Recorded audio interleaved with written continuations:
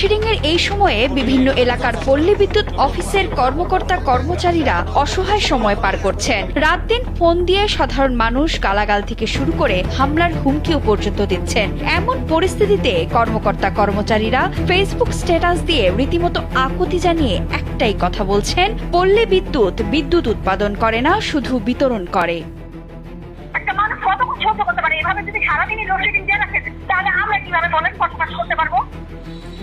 এখন আপনার রাগারাগি সম্পূর্ণ ঠিক আছে। এখন রাগারাগি করতেছি না। মাঠ পর্যায়ে কর্মীদের তীব্র মানসিক চাপ ও অসহায়ত্বের প্রমাণ মিলছে সামাজিক যোগাযোগ মাধ্যমে। মাদারীপুর এলাকার এক কর্মী বিদ্যুৎ প্রতিদিন নামের ফেসবুক পেজে নিজের ছবি দিয়ে লিখেছেন, আজকে রাতের লোডশেডিং এর ভার আমার কাঁধে দিয়েন না।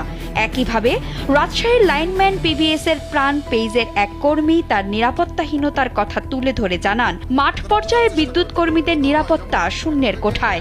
অফিসে ভাঙচুর এবং মারধরের ভয়ে তারা এখন পালানোর আতঙ্কে রয়েছেন। নিজের জীবন তো বাঁচাইতে হবে, তাই না? যদি আসে তাহলে এই দিক দিয়ে এই যে এই দিক দিয়ে দেখছেন, এই দিক দিয়ে ফাঁকা আছে, ফেন্সিং, এই দিক দিয়ে পালাবে, তাছাড়া তো কিছু করার নাই, তাই না?